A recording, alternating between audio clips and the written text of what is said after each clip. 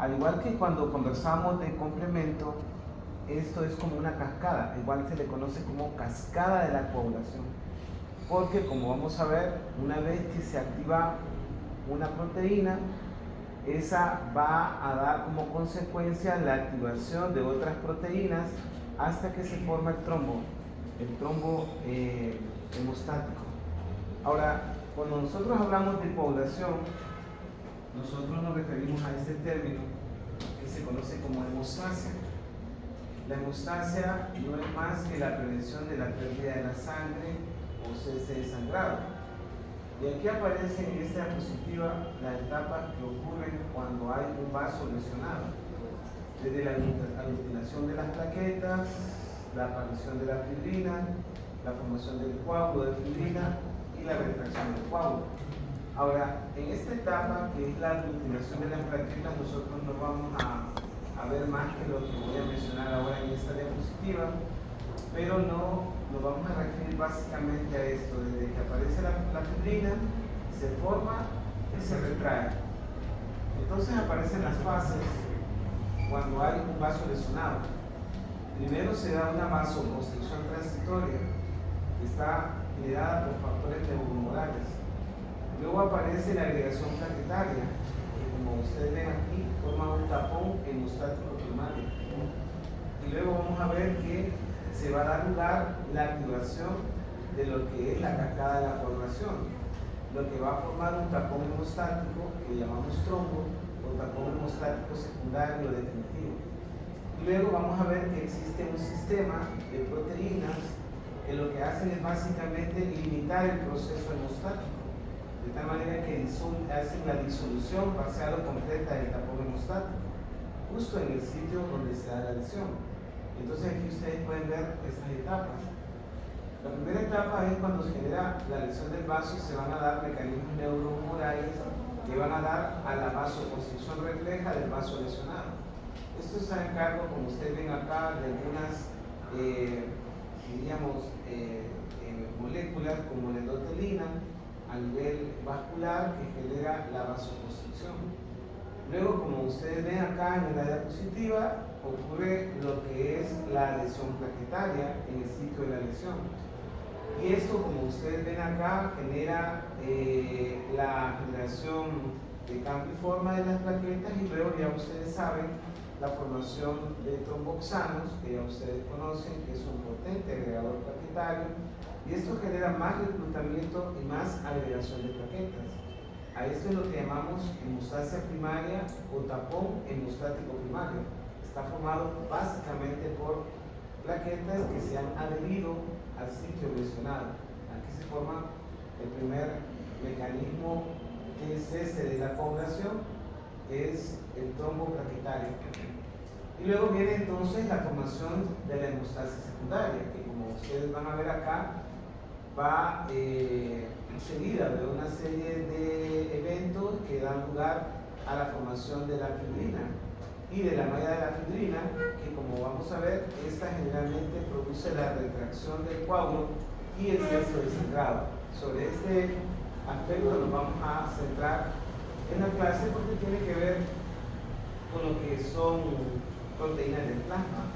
Y luego aparece, como ustedes ven acá, todos aquellos acontecimientos que dan lugar a la disolución parcial o completa de este que es el trombo, desde lo que es el sistema fibrinolítico y todos los factores anticoagulantes para que esto se disuelva.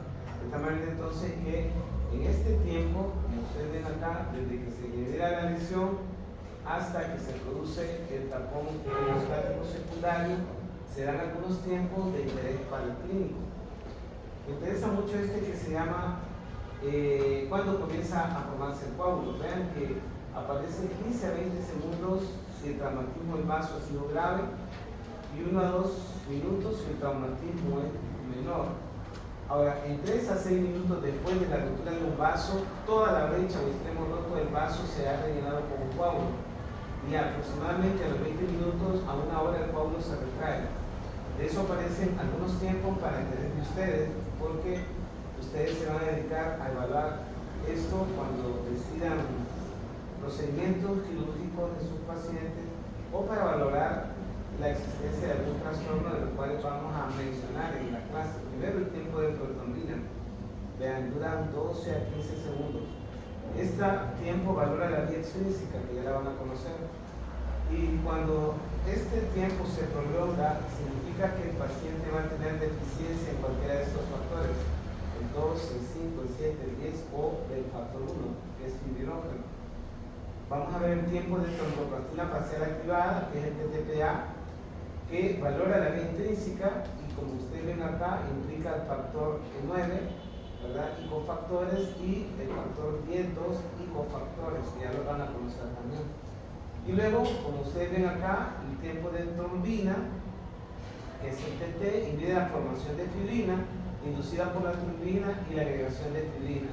En este caso, diría los dos tiempos. Cuando normalmente se hacen programas operatorios y se hace la evaluación que se denomina prequirúrgica, generalmente se piden estos tiempos, el protrombina y el tromboplastina parcial activado. De esa manera, mediante estos tiempos se puede valorar cómo está la situación de la población del paciente y de esa manera entonces ustedes pueden valorar el riesgo quirúrgico. Si estos están prolongados, lo más probable es que el paciente no va a poder ser operado porque durante el procedimiento quirúrgico el paciente seguro va a sangrar y pudiera ser que el sangrado sea la causa inmediata de muerte en el caso del paciente que está en una sala quirúrgica. Entonces recuerden que de esta vía que vamos a ver ahora salen estos tiempos y que permiten a ustedes que van a ser clínicos valorar los trastornos de la población y le van a permitir entonces valorar la parte preoperatoria en esto que llamamos la preparación del paciente que se va a someter a procedimientos tipo quirúrgico. Es interesante conocer los tiempos. Entonces vemos en qué consiste esto que es la población sanguínea. Como ven aquí, son muchas proteínas del plasma y vamos a ver que estas interactúan con el endotelio vascular. Todo lo que vamos a ver ocurre de una forma muy rápida, de esa manera que ocurre rápida y ocurre de una manera localizada. Y eso es muy interesante con respecto a este sistema. Todo se da en el lugar del sitio de la lesión. Y como ven acá, implica una serie de reacciones en cual el producto de un proceso inicia un proceso subsiguiente y el producto inicia un otro. Es lo que se conoce como cascada. De tal manera que un producto de un proceso va a iniciar otro proceso, como ustedes ven acá, y el producto va a iniciar a un otro, y de esa manera se da en forma de cascada hasta que genera la fibrina. Ahora, como ven acá, todos los factores van a operar en blancos seleccionados en sus sustratos específicos y como ya mencioné, estos se tratan de simógenos, son como proenzimas, de tal manera que tienen que perder partes en su cadena proteica, tienen que ser hidrolizados para poder pasar de una forma inactiva a una forma activa. Cuando se activa, entonces van a ver que el factor va a ser designado con una letra A después del número del factor. Esta letra A significa que el factor ya ha sido activado, que es lo que van a ver a medida que vayan viendo la clase para entender cómo es que se produce la activación de esos factores.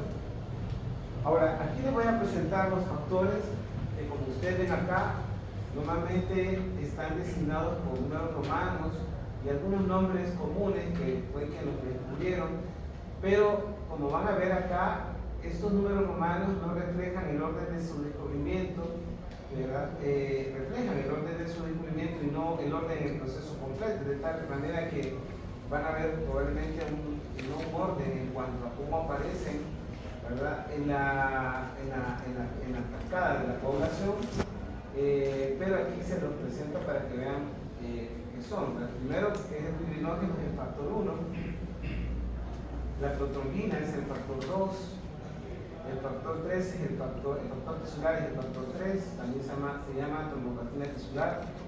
El calcio no es realmente una proteína, es un cofactor, pero aquí aparece como factor 4, que ya lo vamos a ver como cofactor. El factor 5 es la proacelerina, factor Rabi. El factor 7 es el acelerador de conversión de la protonina sérica, también llamada proconvertina o factor estable. El factor 8, que como van a ver, aparece como factor antihemofílico o globulina antihemofílica o factor antihemofílico A. Este no es un factor, este es un cofactor. Ya lo van a conocer cuando veamos los cofactores. Aparece el factor 9, que es un componente tromboplastídico del plasma. Este factor es un factor antihemofílico B. El factor 10 es el factor de Schwarz o factor de Schwarz-Over. El factor 11, que es el antecedente tromboplastídico del plasma o factor antihemofílico C. Vean que hay 3 factores antihemofílicos. Este que está relacionado con lo que es la hemofilia clásica, el 8. El factor 9, que está relacionado con la hemofilia tipo B, y el factor 11 con la hemofilia tipo C. El factor 7 es el factor de Hilleman, 12, perdón. El factor 13 es el factor estabilizador de la fibrina. Y este que vamos a ver ahora y que lo vamos a recordar nuevamente en la clase de mañana, que es la precalicreína, que es el factor de Fletcher. Y el sinógeno de masa molecular alta, que lo vamos a ver mañana también, que es el factor de Figeran. Son altos sinógenos de alto peso molecular. Son todos estos los factores que van a ir viendo a medida que vayamos viendo las vías o las cascadas de la coagulación. Veamos entonces cómo se clasifican estas proteínas de la coagulación. Entonces aparecen los sinógenos de proteasa dependiente de serina, que como ya mencionábamos, estos se activan durante el proceso de la coagulación. Aparecen los cofactores, el fibrinógeno, aparece la transglutaminasa, que es la que establece el trombo de fibrina, y aparecen estas que son las proteínas reguladoras. Entonces, si ustedes se fijan en esta diapositiva, no todos los factores de coagulación tienen que sufrir un proceso de hidrólisis para pasar de un estado inactivo a un estado activo. Son estos los que ocupan de esto que es la hidrólisis, por eso se llaman simógenos de proteasas. Está el factor 12, que ya lo vamos a ver, el factor 11, el factor 9, que ya vamos a ver cómo es que se activa, el factor 10, que es activado en la superficie de plaquetas mediante el complejo de tenasa, formado por calcio, factor 7 activado y factor 9 activado, y por el factor 7 activado en presencia del factor tisular y calcio. El factor 2 es activado en la superficie de plaquetas, activado mediante el complejo de protoquinasa, que es calcio, factor 5 activado y factor 10 activado. Ahora, en esta diapositiva les señalo los factores que ya he mencionado antes cuando hablamos de isoprenoides y hablamos de la vitamina K. El factor 2, el factor 7, el factor 9 y el factor 10 son todos factores dependientes de vitamina K. ¿Qué significa? Que su síntesis requiere de la presencia de vitamina K, porque la vitamina K requiere de esto que se llama el carboxiglutamato para que se produzcan estos factores de la coagulación. De tal manera que estos son los factores que normalmente nosotros vemos deficientes. Yo les había hablado del síndrome hemorrágico del recién nacido.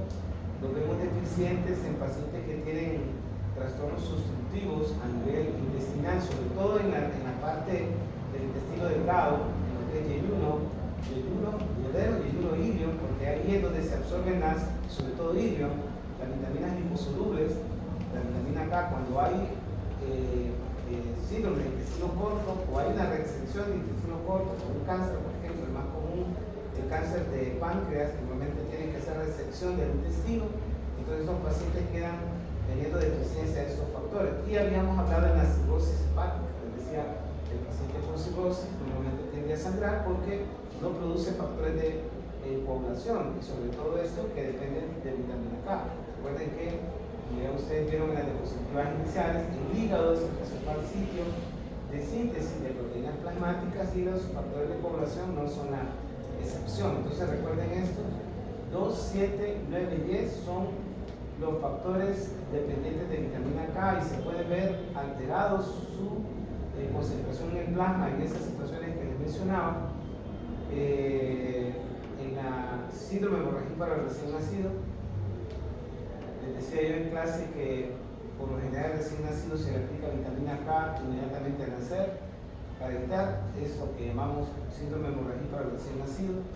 En el paciente con cirrosis hepática, les comentaba, y en los pacientes que tienen síndrome de intestino corto o síndrome de mala absorción de lípidos, en los cuales los lípidos no se absorben bien, entonces vamos a tener deficiencia de estos factores. Todos son acá sinógenos de serina de proteasa que, como les decía, tienen que ser hidrolizados para pasar de una forma inactiva a una forma activa. Aparecen los cofactores. Vean qué interesante el factor 8, que es tan importante, es como su deficiencia relacionada con la hemofília clásica, que es la tipo A.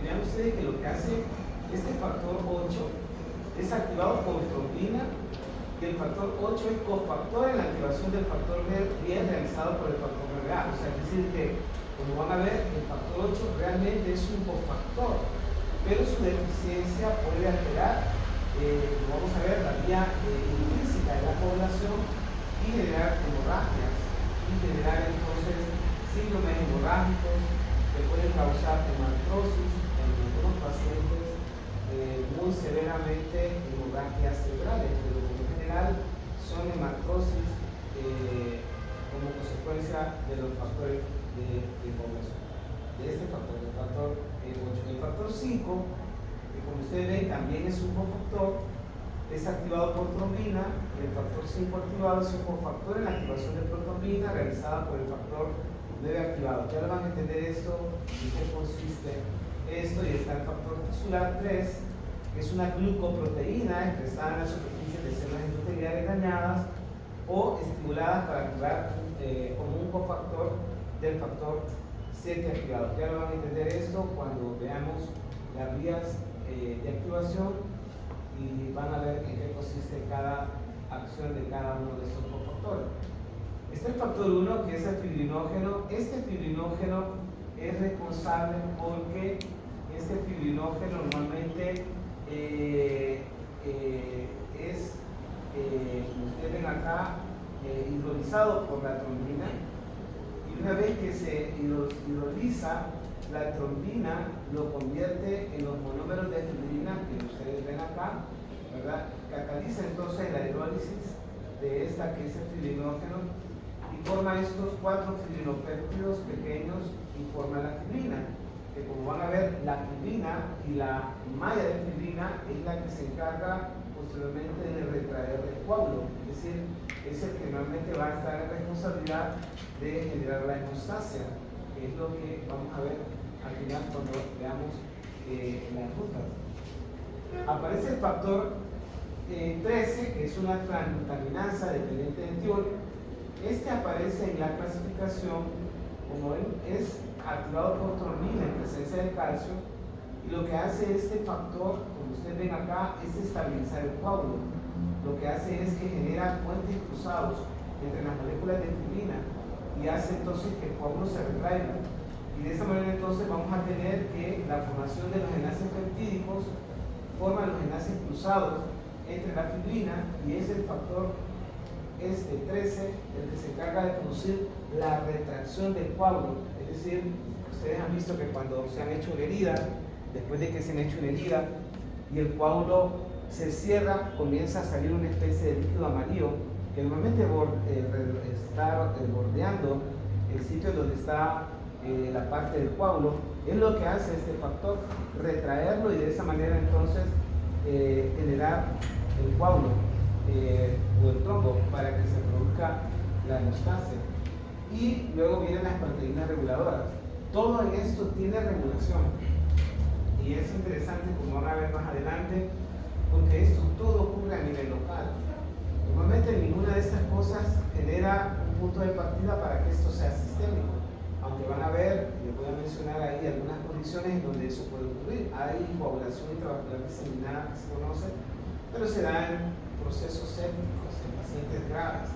Pero normalmente esto, que es la vía de la coagulación, se da en el sitio de la lesión, es decir, no ocurre en forma diseminada. Todo lo que ocurre es localizado. Entonces vemos que estas proteínas, la C, como ven aquí, es activada por proteína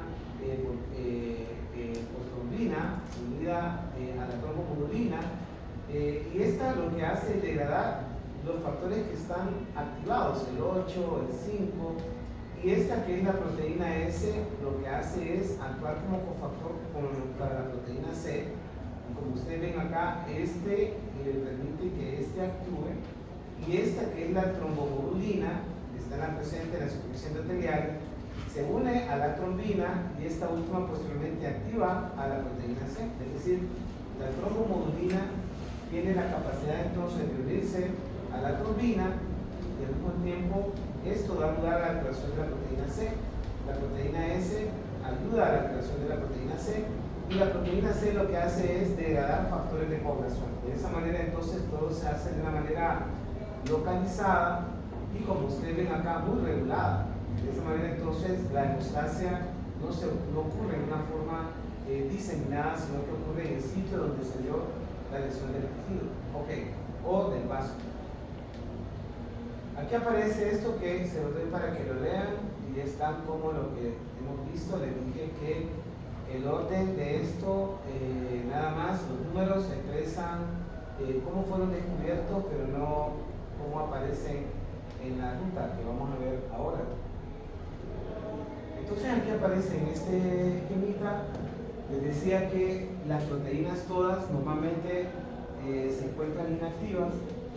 Normalmente tiene que ocurrir un mecanismo de activación para que vayamos hasta la formación de la fibrina. Entonces aquí aparecen dos rutas principales de activación de lo que es la coagulación sanguínea. Vamos a ver la vía intrínseca y vamos a ver la vía extrínseca. Aquí aparente la vía intrínseca es más simple, y la vía extrínseca, que aparentemente es más complicada, pero como van a ver, esta es más rápida, si ustedes se fijan acá.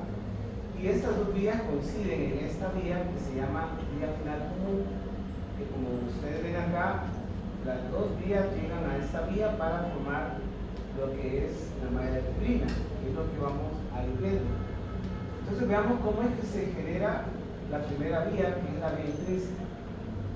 Esta vía, que es como ustedes ven acá, es una vía que normalmente requiere el contacto, como ustedes ven acá, de la pared vascular, en este caso, o el colágeno de la pared vascular, con la sangre. De esa manera entonces, normalmente el traumatismo de la propia sangre, o lo que ven ustedes, la exposición del colágeno de una pared lesionada con la sangre, es lo que va a generar la activación de esta vía.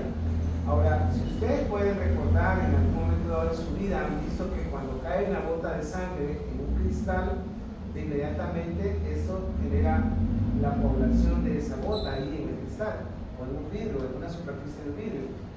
Eso entonces es lo que se conoce como fase de contacto, y por eso entonces se le llama contacto del colágeno, o la fase de contacto, que es lo que da lugar entonces al inicio de esta vía. Cuando ven acá y se produce la exposición de la propia sangre o el colágeno o una superficie a la sangre, entonces de inmediato se va a generar la hidrólisis del factor 12, que es el factor de Gillian. Con solo el hecho de que haya colágeno en presencia del vaso, en el caso de un vaso traumatizado, la pared del vaso y su colágeno hace que de inmediato se produzca la activación del factor 12, se hidroliza y entonces pierde parte de su cadena polipeptídica y pasa a un factor 12 activo. Como ustedes ven acá, les decía que la A siempre va a designarse cuando el factor pasa de inactivo a activo, entonces de factor inactivo a activo. Aquí ustedes ven que inmediatamente se produce el vaso, se va a generar, como ya ustedes vieron en la fase 2, la adherencia plaquetaria.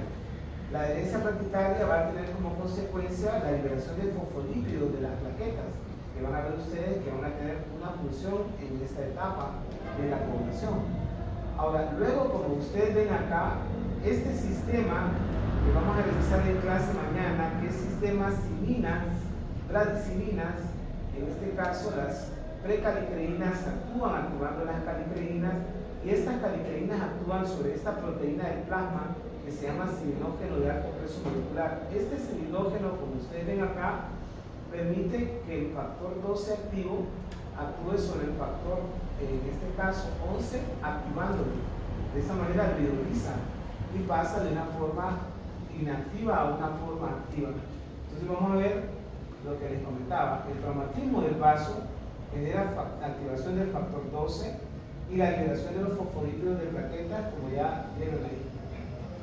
Ok, luego entonces vemos que el factor 12 activado, les decía, requiere de silinógeno de alto peso molecular, y en este caso entonces se va a generar vadenicilina, que lo vamos a ver mañana en clase, que es un vasodilatador, actúa como vasodilatador, y vamos a ver entonces que esto permite que el factor 12 active al factor 11. Entonces, en presencia del calcio va a activar el factor, en este caso el factor 11 activado, lo ven activado, en presencia del calcio, que es el cofactor 4, que ya ustedes vieron, el factor 4 va a activar al factor 9, generando el factor 9 activado. Como ustedes ven acá, aquí el calcio va a actuar como un cofactor. Pongan atención entonces en esto de la vía intrínseca de la coagulación, porque si ustedes se fijan acá, el factor 8 activado requiere de que el factor 8, que es activado por trombina y calcio, y los fosfolípidos de plaquetas actúen todos sobre el factor 10 para que el factor 10 se active. Aquí, como les mencionaba, el factor 8 no es realmente un sinógeno de proteasa, sino que es un cofactor. Lo que hace este factor 8 es básicamente ayudar a que el factor 9 activado pueda activar el factor 10. Recuerden que la activación consiste en la hidrólisis de esta proteína.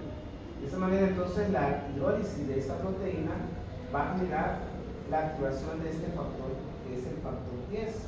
Y entonces vamos a tener que juntos los fosfolípidos de plaquetas, el calcio, que es un cofactor, el factor 8, y este, que es el factor 9 activado, es lo que va a generar la activación del factor 10. Ahora, aquí solo señalar con relación a esto del factor 8, entonces, que su deficiencia va a dar como consecuencia la presencia de síndromes hemorrágicos a los niños que normalmente son portadores de esta deficiencia. Y este problema normalmente, como les decía, casi siempre se va a manifestar por sangrados, cosa diferente a lo que ustedes ven con las plaquetas.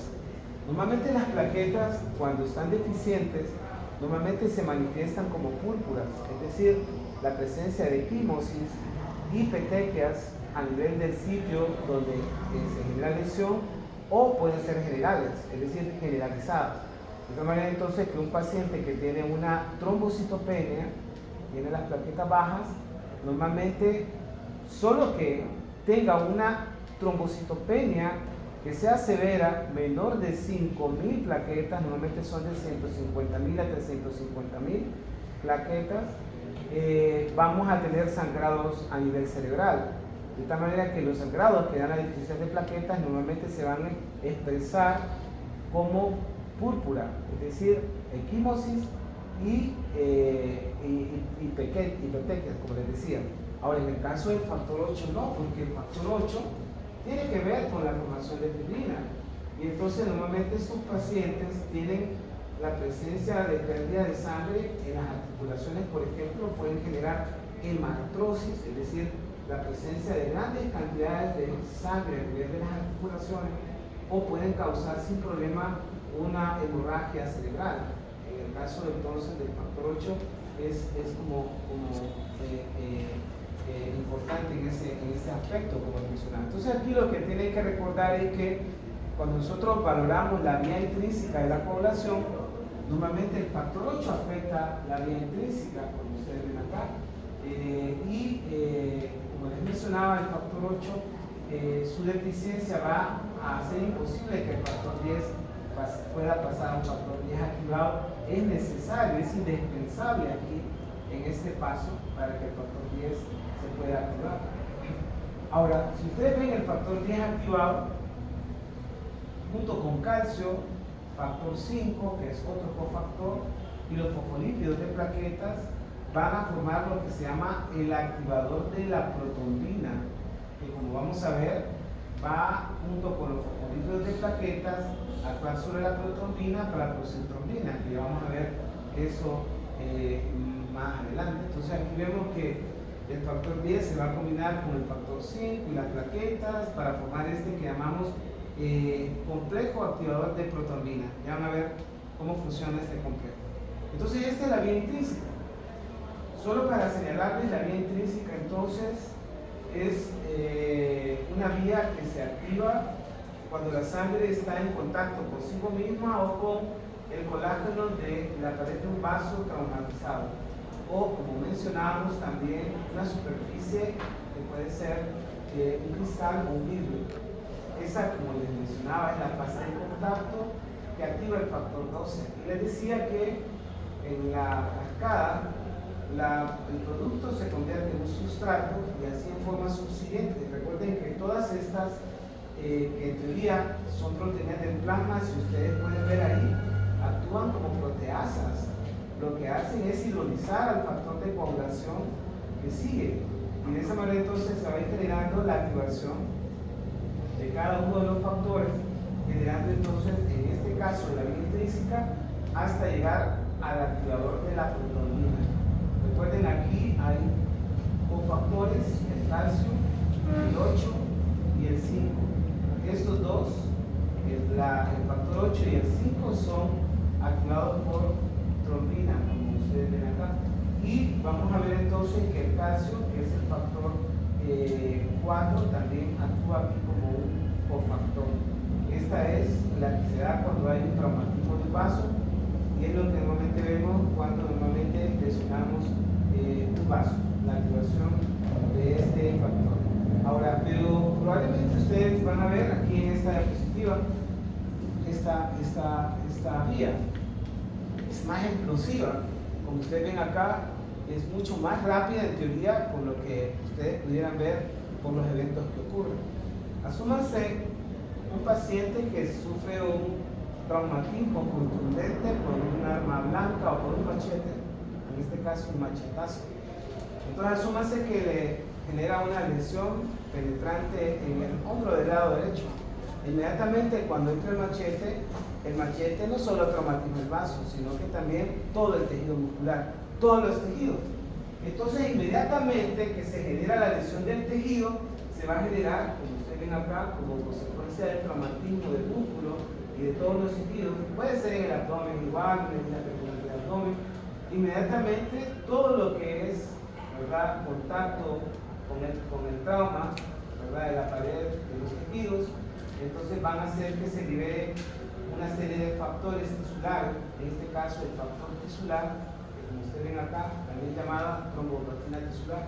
Entonces el tejido que ha sido traumatizado, de inmediato comienza a producir este factor tisular. Allá recuerdan que eran los vasos, aquí es el tejido.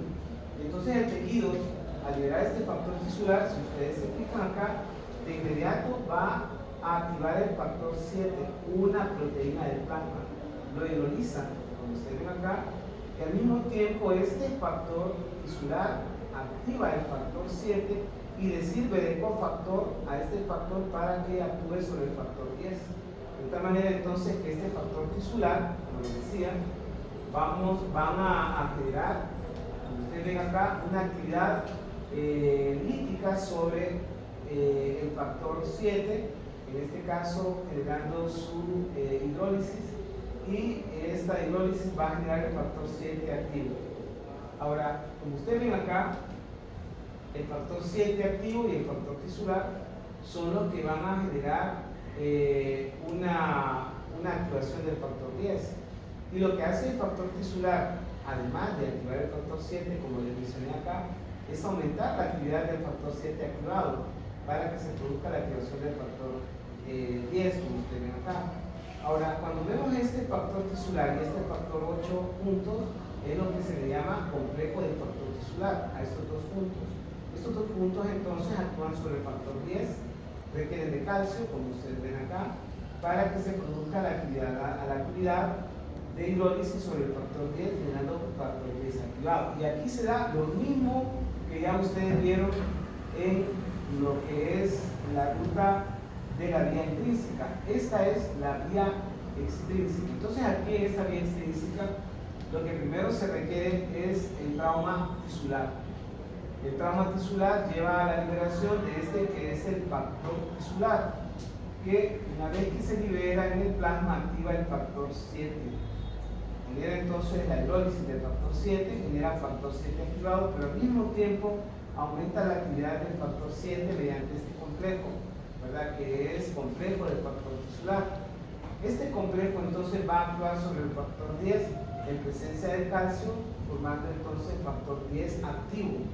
Y entonces aquí, si ustedes pueden ver en esta diapositiva, la presencia del calcio, el factor 5 activado por trombina, los fosfolípidos de plaquetas van a generar la activación o la formación de este que es el activador de protonina. Como van a ver aquí, vamos a ver cómo es que funciona sobre la protonina para formar trombina.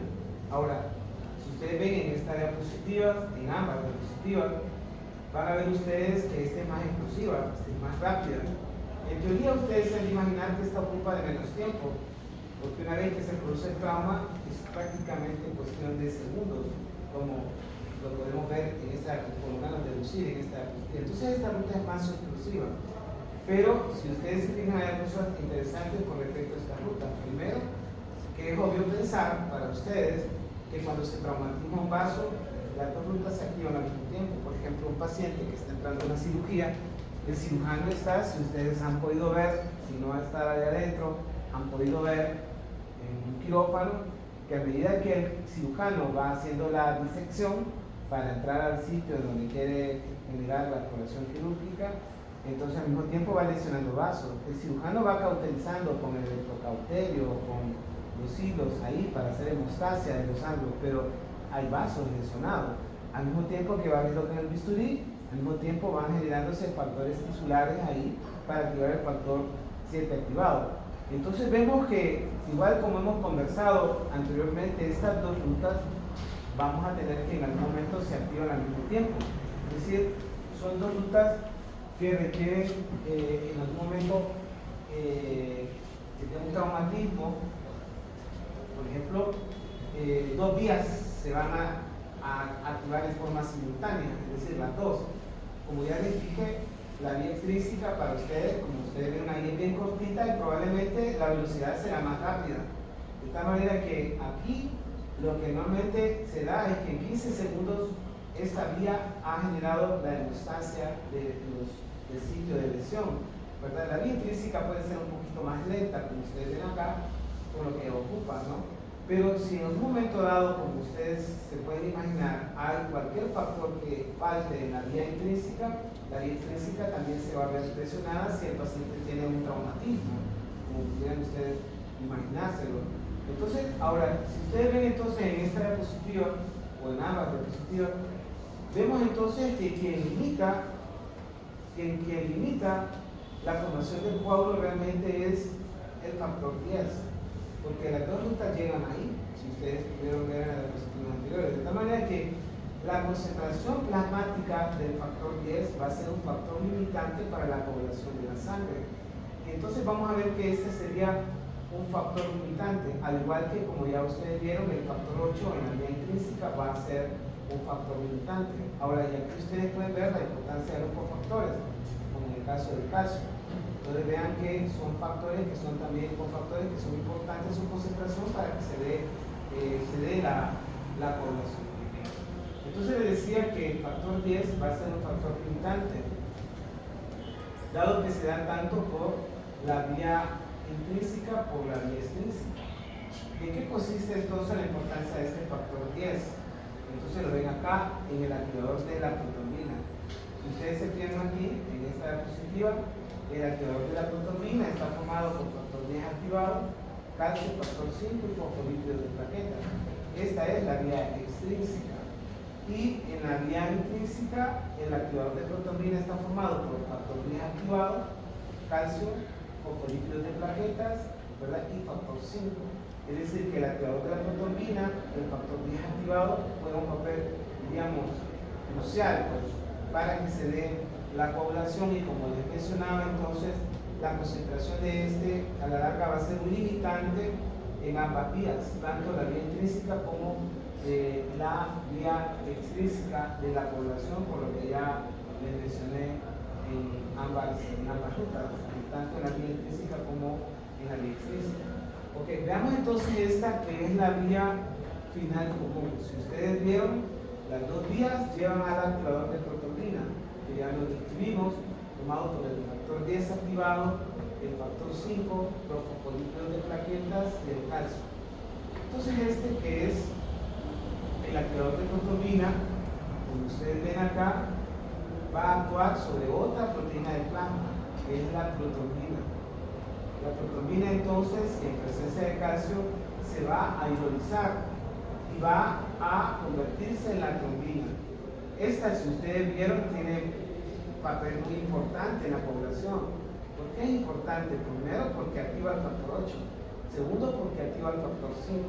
Pero ahora le van a ver la función que tiene, porque la trombina, esta proteína del plasma que es producto de esta hidrólisis de la protonina, va a generar la hidrólisis del fibrinógeno.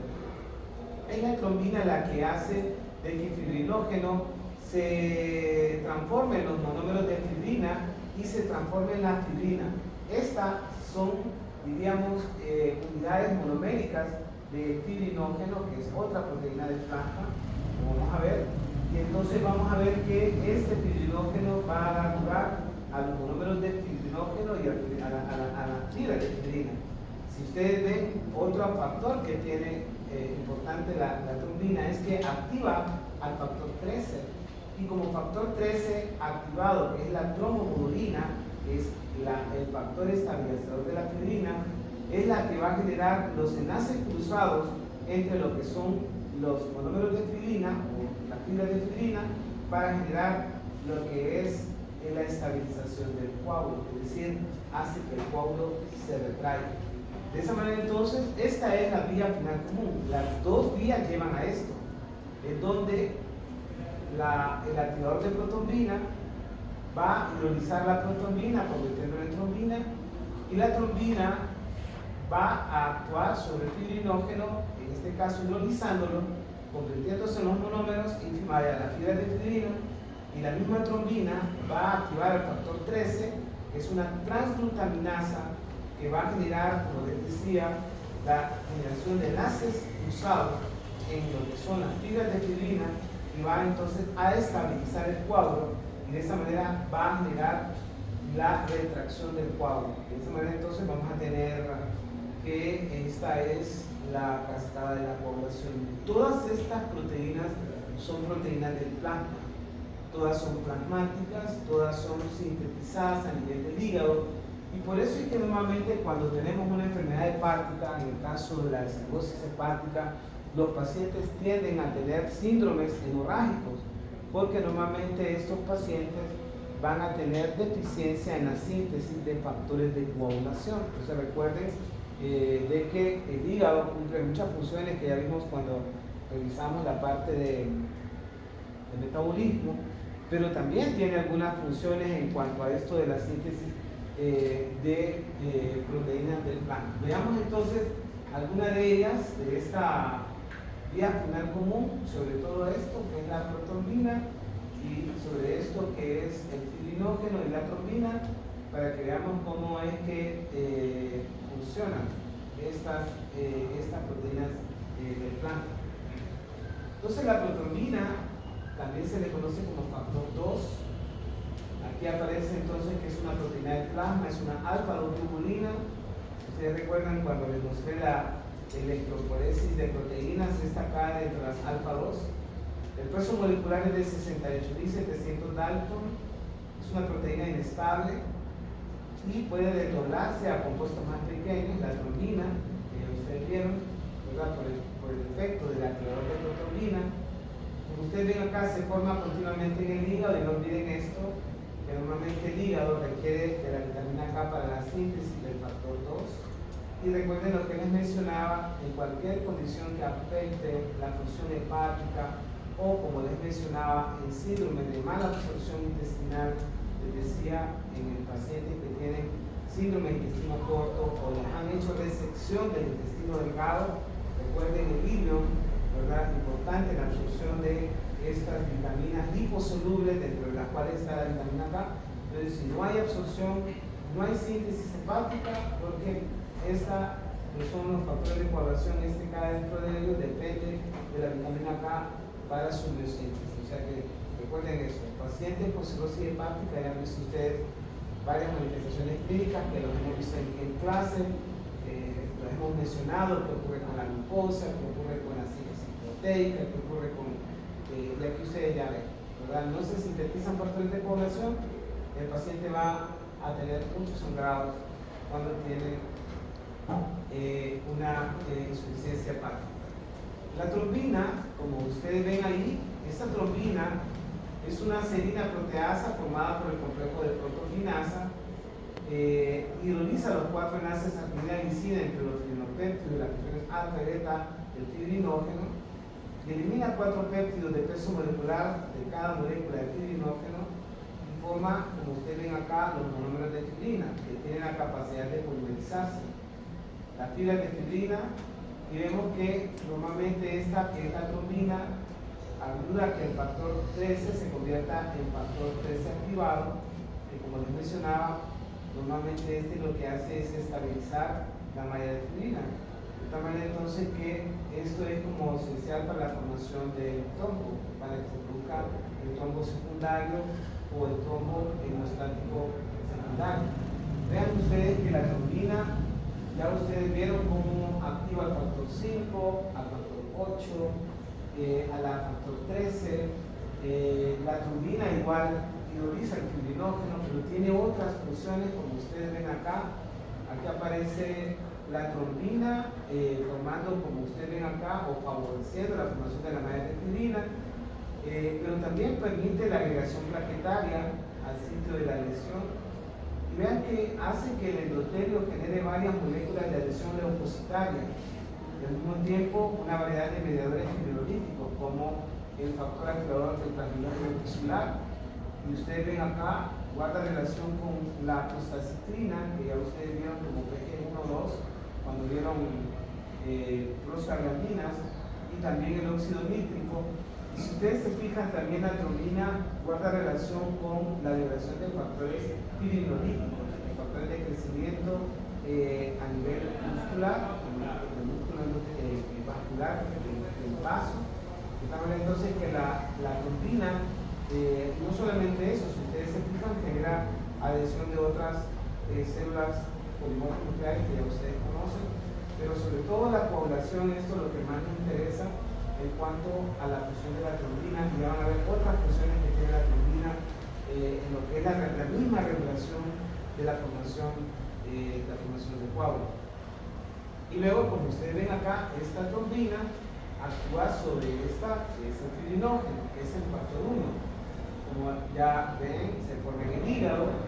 Ya les he dicho que su peso molecular tan elevado evita que pueda pasarse a través de los poros o penetraciones del endotelio, y por lo tanto este fibrinógeno no puede pasar a los vasos sanguíneos, y por lo tanto en el intersticio no hay coagulación, dado que el fibrinógeno no puede atravesar las paredes de los vasos, y entonces es imposible que a nivel del intersticio veamos formación de coágulos, para que recuerden ese peso molecular tan alto que tiene que es el factor 1, que es el fibrinógeno. Entonces vean lo interesante, el factor activador de protombina actúa sobre la protombina se hidroliza y forma trombina, y la trombina actúa sobre todo eso que ahí aparece, lo que aparece acá, pero sobre todo sobre el fibrinógeno, formando entonces los fibrinopéptidos y formando los monómeros de fibrina, las filas de fibrina, que va a dar lugar entonces a la formación de la retracción del coágulo.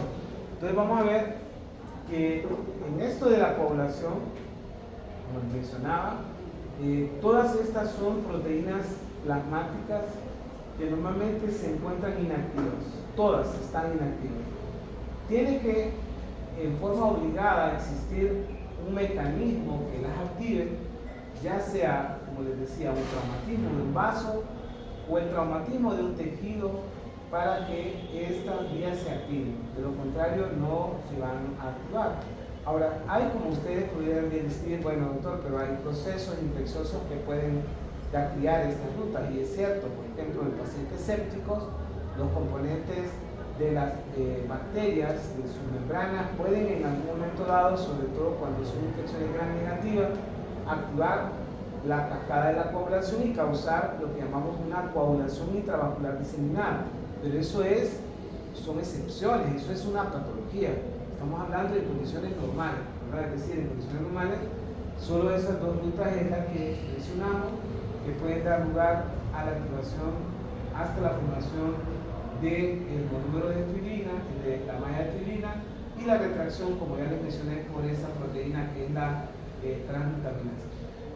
Ok, entonces yo les decía, entonces normalmente si existe un sistema de coagulación, entonces tiene que ocurrir que también exista lo contrario, es decir, un sistema de anticoagulación. Significa entonces que tenemos que tener en nuestro organismo mecanismos que eviten de que esto que es la coagulación genere en forma trombos constantemente en los vasos, que pueda dar a la obstrucción vascular. Entonces ustedes se van a imaginar que debería de existir un equilibrio entre los factores coagulantes o precoagulantes y los factores que llamamos anticoagulantes. Y vamos a ver que en teoría así es. Normalmente vamos a ver que nuestro organismo está protegido por varios mecanismos que evitan la coagulación sanguínea. Y aquí entonces vamos a enumerar algunos. Vean los factores de la superficie del endotelio. Aparece la acción antitrombínica de la arginina y la angiotensina 3. Aparece la acción de la heparina y aparece este sistema que aparece aquí como plasmina, pero realmente es un sistema fibrinolítico de fibrinolisis que genera destrucción y disolución del coágulo. La importancia que tiene la plasmina como un mediador de este sistema de la fibrinolisis, que vamos a mencionar más adelante. Pero veamos cómo funciona esto. ¿Por qué normalmente la sangre no se coagula? Es decir, si hay tanto factor que hace que se coagule, ¿por qué normalmente no se coagula? Entonces vean solo el endotelio. El endotelio, para que recuerden, es la parte interna del vaso. Son las células que normalmente tienen contacto con la sangre, es la que están en contacto directo con la sangre. Entonces el endotelio tiene algunas características que evitan que normalmente la sangre se coagule. Por ejemplo, esto de la lisura de la superficie. Vean que la lisura de la superficie evita el contacto con el sistema de coagulación intrínseco. De tal manera entonces que el hecho de que haya una superficie lisa evita que la coagulación intrínseca se active. Ahora, esto no ocurre en pacientes que tienen ateromas. Los ateromas son, como vamos a ver más adelante en una diapositiva, son crecimientos desde la parte de la íntima del vaso hacia el endotelio y la luz del capilar de una masa llena de colesterol, que ya ustedes vieron cuando revisamos la LDL y el colesterol y la aterogénesis, eso que mencionamos cuando revisamos esa clase. Entonces, los ateromas crecen hacia la superficie del endotelio y afectan esta lisura que tiene el endotelio, y eso es lo que normalmente vemos, que cuando un ateroma crece a la superficie del endotelio de una luz de un vaso coronario, por ejemplo, tiende a formar el trombo, y el trombo da lugar a la oclusión, y es lo que da lo que hemos visto nosotros, lo que llamamos la isquemia, que da lugar al metabolismo anaeróbico y las cosas que hablamos del infarto, que significaba necrosis. Eso les expliqué. Ya van a ver cómo es que crece un ateroma para cubrir, pero se tiene que perder la lisura. La lisura es un mecanismo de protección. Luego el glucocálice en el endotelio, que ven ustedes que tiene como repele pues, los factores de coagulación y las plaquetas. Luego vean que hay efectos antiplaquetarios, de tal manera que normalmente el endotelio va a evitar que las plaquetas y los factores de coagulación alcancen la matrix. Vean que la plaqueta que no está activada no se va a adherir nunca al endotelio. Y como ven acá, la adhesión de las plaquetas también se ve como limitada porque el endotelio produce prostaciclina y también produce óxido nítrico, y estas dos son antiagregantes plaquetarios. Y al mismo tiempo, como ustedes ven acá, el endotelio expresa adenosindifosfato, que degrada adenosindifosfato y también evita la agregación plaquetaria. Es decir, que hay varios factores producidos por el endotelio, aquí hay tres, ¿verdad? En cuanto a la lisura, el hipocálix, los efectos antiplaquetarios, les decía, el hecho de que no se activen, el hecho de que se produzca prostaciclina, el óxido nítrico, que se degrade el ADP, esto sumado a que en el endotelio se produce trombomodulina. Ahora, esta trombomodulina es una proteína unida a la membrana endotelial, que se une a la trombina y retrasa el proceso de población al retirar la trombina. De tal manera que este complejo trombomodulina-trombina es el responsable de activar la proteína C. Y la proteína C, como ya les mencioné, es una proteína reguladora. Vean, cuando esta proteína C se activa, actúa como anticoagulante porque inactiva el factor 5 activado y el factor 8 activado. Como ven acá, esta actividad de la proteína C requiere como cofactor a la proteína S. De tal manera que la proteína C, que es activada por este complejo trombomodulina-trombina, lo que hace es limitar la magnitud de la formación del coágulo en el sitio de la lesión. Entonces vean que es otra proteína producida por el endotelio, la trombomodulina, y esta trombomodulina no solamente retira la trombina, sino que forma un complejo trombomodulina-trombina que activa proteína C, y la proteína C actúa como anticoagulante, inactivando estos dos, 5A y 8A, y de esa manera entonces reduce lo que es la formación del coágulo. Ahora, al mismo tiempo, si ustedes se fijan, el endotelio puede liberar heparina. Como ustedes ven acá, la heparina puede actuar con la antitrombina, inactivar trombina y inactivar factor 10 activado. Ya vamos a ver esto de la función de la heparina. Y vean el inhibidor del factor tisular, inhibidor de la vía del factor tisular. Pónganle atención a esto.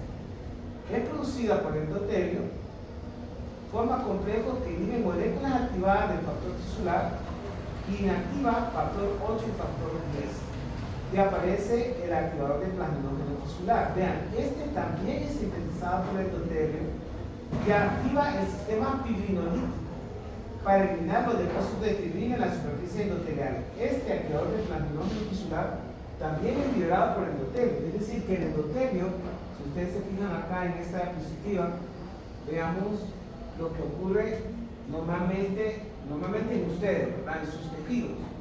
¿Qué es lo que ocurre normalmente? Ya hablamos de la lisura, de los efectos del hipocálix, de los efectos de la producción de óxido nítrico, de la producción de prostaglandina 1,2, todos son inhibidores de la agregación plaquetaria y degradación del adenosindifosfato que inhiben la agregación plaquetaria, pero todos esos otros, como ustedes ven aquí, la antitrombina 3 que se une a la trombina para inactivar los factores 5 activados y inactivados, la antitrombina 3 y trombomodulina actúan a la proteína C que les decía activada, que va a generar proteólisis de los factores 5 y 8 activados, y vemos que la misma trombina va a generar entonces que se produzca la degradación con la trombomodulina que aquí apareciera para activar la proteína C.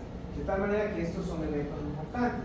Pero uno de los más importantes es este, producido por el endotelio, el factor activador de plasminógeno tisular, que va a dar lugar a otra cascada, que es la cascada fibrinolítica. Ahora, esta cascada fibrinolítica es la que va a delimitar o va a disolver el coágulo. Aquí quiero que vean lo que es los factores que favorecen la población. Y aquí está para lo que les decía, que basta que se exponga la superficie del vaso para que inmediato el colágeno pueda dar lugar a la exposición de la piel de la población que ya mencionamos.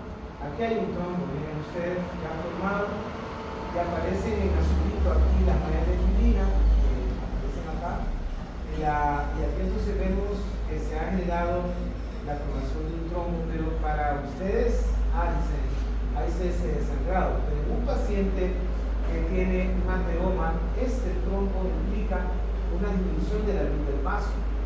Y al disminuir la luz del vaso, entonces definitivamente va a generar isquemia tisular. Ya ustedes saben que la isquemia es la disminución del aporte de oxígeno a nivel del tejido. Y si la isquemia se prolonga, les decía, lleva a necrosis, que es lo que normalmente vamos a ver en un vaso, ya lo van a ver más adelante. Ok, aquí sí aparecen algunos efectos de la acción antitrombínica de la fibrina y la antitrombina 3. Ahora, la misma fibrina y la antitrombina 3 que ya hemos mencionado acá en esta diapositiva, cuando mencionamos los efectos anticoagulantes, vemos que la antitrombina 3 o cofactor antitrombina heparina es también una proteína del plasma que se va a unir con la heparina y van a ver el efecto que va a tener bloqueando la trombina sobre el fibrinógeno y inactivando la trombina por 12 a 20 minutos. Y como ven aquí, las mismas fibras de fibrina que se han dado como consecuencia de la hidrólisis del fibrinógeno van a ser capaces de eliminar el 85 al 95% de la trombina. De esa manera entonces vemos que a nivel local estos mecanismos van también a hacer que el proceso sea justo en el sitio donde está generándose la lesión. Para entender esto de la heparina, porque ya ustedes saben que hay tratamientos sistémicos en donde usan heparina, vean que normalmente la concentración en la sangre es baja, es un polisacárido conjugado con una carga muy negativa, por sí sola tiene muy poca actividad anticoagulante, puede ser también liberada por mastocitos y basófilos, y aquí es donde es importante la heparina. Cuando la heparina se combina con la antitrombina 3, es una proteína plasmática, la eficacia de la antitrombina 3 para eliminar trombina aumenta de 100 veces a 1000 veces. De tal manera entonces que estos dos, heparina y antitrombina 3, son importantes mecanismos anticoagulantes. Delimitan, como les mencionaba, la formación de los coágulos y de esa manera limitan el proceso de la coagulación. Cuando se forma este complejo heparina-antitrombina, no solamente se elimina trombina, sino que también este complejo es capaz de eliminar todos estos factores, el factor 12, 11, 10 y 9 activado. De esa manera entonces este sistema anticoagulante, ustedes ven acá, va a poder eliminar varias veces la formación de trombina y al mismo tiempo la activación de estos factores que ya ustedes vieron su responsabilidad en lo que es la cascada de la coagulación. Entonces, si ustedes se fijan, tenemos cantidad de mecanismos de protección en las cuales vamos a eliminar trombina. Estos son los más poderosos, diríamos, este es uno de los más poderosos, ya que del 85 al 90% son eliminados por los manobras de fibrina, son eliminadas la trombina, aparece el factor antitrombina 3 junto con la heparina, pero si ustedes se fijan hay varios mecanismos que evitan la coagulación de la sangre. Ahora, una vez que se ha formado todo, ya entonces tenemos el coágulo formado, ya todo está delimitado, entonces vamos a ver la acción de esta que es la plasmina. Como ustedes ven acá hay plasminógeno, la hemoglobina es una proteína del plasma, también se llama cofibrinolizina, y como ustedes ven acá al activarse se va a convertir en plasmina, una fibrinolicina. Como ven, su acción va a ser lítica sobre la malla de fibrina. Cuando se activa, se va a activar por este activador de plasminógeno tisular que ya les mencioné, que era producido por el endotelio. Y existe también, como ustedes ven acá, algunas formas en las cuales puede activarse, como estas enzimas que son externas, en el caso de la estreptocinasa y la eurocinasa, que también pueden activar lo que es el plasminógeno para convertirlo en plasmina. Pero la plasmina, su actividad fibrinolítica es como responsable del sistema de fibrinolisis a nivel de la coagulación. De tal manera que digiere las fibras de fibrina, fibrinógeno, el factor 5, el factor 8, la protonina y el factor 12. Es decir, su capacidad fibrinolítica le permite disolver en una forma completa o de una forma parcial el coágulo. Creo que aquí pueden ver entonces lo que hace inicialmente el factor activador del plasminógeno tisular y la urosinasa. Lo que hace es actuar generando una acción del plasminógeno que lo convierte en plasmina, y la plasmina va a tener una actividad lítica sobre lo que es la malla de filina, formando los productos de degradación de la filina. En donde les decía que algunos productos de la degradación de la filina van a tener la capacidad de degradar la trombina, pero al mismo tiempo les decía, esta va a ser capaz de disolver la cantidad de filina y de esa manera disolver esto que ustedes ven acá como trombo. De tal manera entonces que este sistema filinolítico en donde la plasmina libre o la plasmina que actúa aquí va a generar, les decía, la degradación de, en este caso, la filina para disolver. Ahora, aquí aparece lo que les decía. El factor activador plasminógeno tisular normalmente se encuentra inhibido, pero cuando se activan estos sistemas filinolíticos, liberado por el tejido, como ustedes ven acá, es el activador plasminógeno tisular, actúa sobre el plasminógeno, que es una proteína plasmática. Estas son otras formas que pueden activar el plasminógeno y lo convierte en plasmina. La plasmina va a generar una destrucción, como ustedes ven acá, de lo que es el filinógeno y de lo que son los polímeros de filina, generando entonces los productos de degradación de la filina. Les decía que los productos de la degradación de la filina tienen una actividad anticoagulante a la vez, porque pueden inactivar en una forma muy potente la trombina. De esa manera entonces vemos que este sistema filinolítico puede amplificarse por la acción, como les decía, no solamente degradando la malla de filina, sino que también generando productos que van a actuar sobre la acción de la trombina. Y aquí está esto para que más o menos lo veamos qué es lo que ocurre. Aquí aparece lo de la uroquinasa y aparece que es el factor activador del plasminógeno tisular, que les decía, es liberada por el endotelio. Normalmente se encuentra inhibido, pero una vez que se produce la activación, genera entonces la activación del plasminógeno. El plasminógeno lo que hace es actuar sobre la plasmina, y la plasmina, como ustedes ven acá, este factor activador hidroliza el plasminógeno formando plasmina. Aquí esto se trata de ver los enlaces cruzados de la filina, igual que acá, y la plasmina lo que hace básicamente es destruir esto, lo destruye, ¿verdad? Destruye esto, ¿verdad? Y de esa manera entonces va a generar, como ustedes ven acá, estos factores de degradación de la filina, y vamos a tener entonces que la plasmina va a ser responsable de lo que es el sistema filinolítico a nivel brutal. Quiero mostrarles lo que hemos dicho hasta ahora. Bueno, este es un vaso, eso no se tiene una coronaria. Aquí está el proceso de aterogénesis que les he dicho. Aquí es donde se deposita el colesterol a nivel del vaso, en la última del vaso. Les decía que al crecer el ateroma crece hacia la luz del vaso, como ustedes ven acá. Entonces, una vez que crece la luz del vaso, lesiona el endotelio, como ustedes ven acá. Al lesionar el endotelio, entonces se comienza a producirse la formación del trombo, que ustedes ven acá. Esta es la formación del trombo. Entonces la formación del trombo va a dar lugar a todo lo que ustedes conocen aquí en cuanto a la formación de la malla de filina, las formaciones de enlaces cruzados, ¿verdad? Y entonces aparece todo lo que es la población. Aquí aparece desde la activación de la ruta hasta la formación de trombina, la formación de filinógeno y filina.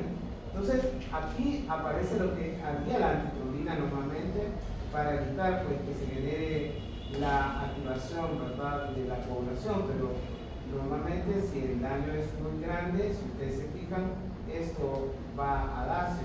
Ahora, la vía filinolítica, que es la que estamos viendo, en teoría lo que hace es destruir ese coágulo, esta cosa que está aquí, este tapón. Este tapón, como ya se han de imaginar, obstruye el flujo de sangre hacia el miocardio.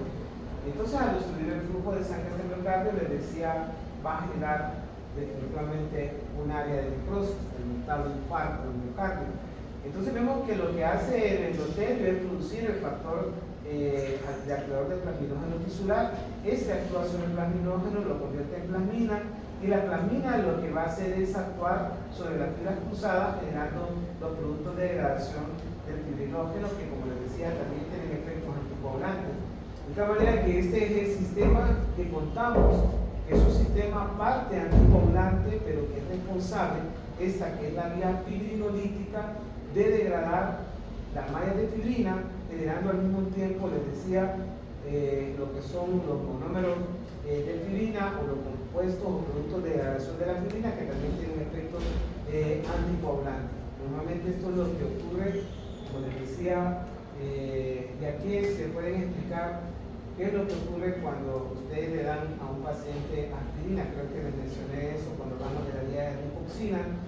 Les decía que la aspirina pues aumenta la síntesis de óxido nítrico y de prostaglandina 1,2, es la prostaciclina, entonces ejerce un efecto vasodilatador ahí, al mismo tiempo que inhibe la agregación plaquetaria, porque les decía que genera cromosoma 2. Aquí se trata de ver el efecto que tiene la aspirina, y la ASA tendría que tener un efecto aquí, diluyendo esto, y lo que hace entonces los otros, como la heparina, junto con la trombomodulina, es, como les decía, inactivar trombina, y de esa manera entonces generando el efecto anticoagulante para diluir este trombo que está obstruyendo el vaso en una coronaria. Recuerden que al obstruirse este vaso, a medida que esto se mantiene, en esa medida se va infartando más sangre. Cuando ustedes tuvieron su clase de anatomía macroscópica, les pudieron mostrar las colaterales que tienen las coronarias, pero normalmente no se abren rápido, tardan tiempo en abrirse. Generalmente se abren cuando ya el tejido está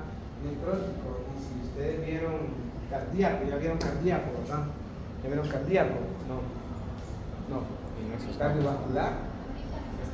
Ok, dentro de pronto van a ver el sistema de excitación cardíaca, y van a ver que el sistema de excitación cardíaca, sobre todo que tiene que ver con el haz auriculoventricular, que es el sistema este de Purkinje, requiere del miocardio íntegro. Es decir, si el miocardio no está íntegro, entonces el miocardio va a generar las arritmias cardíacas, que es lo que normalmente se da cuando está tan lesionado el miocardio en un área que está tan destruida, como ocurre en la necrosis después de un infarto de miocardio. De hecho, la causa más frecuentemente en un infarto de miocardio son las arritmias. Es lo que ocurre normalmente por la destrucción del miocardio, solo asociado a una obstrucción de una coronaria.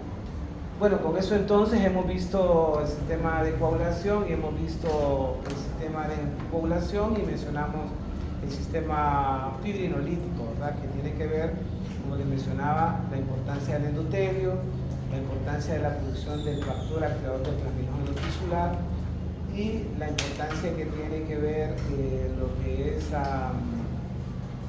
el plasminógeno y la plasmina para la degradación de la malla de fibrina, de los enlaces cruzados, generando entonces estos que son los productos de degradación de la fibrina, que como ustedes vieron también tienen efectos anticoagulantes. Es el sistema fibrinolítico el que normalmente disuelve el trombo, es decir, es el que normalmente después de que se ha producido una ruptura de un vaso, entonces eso va a dar posterior la disolución de ese trombo, que es lo que normalmente ocurre gracias a este sistema, que es el sistema fibrinolítico. Bien, ¿tienen alguna pregunta? ¿No? ¿Quedó claro? Bueno, entonces nos vemos mañana y discutimos. La clase de mañana es súper corta, es un sistema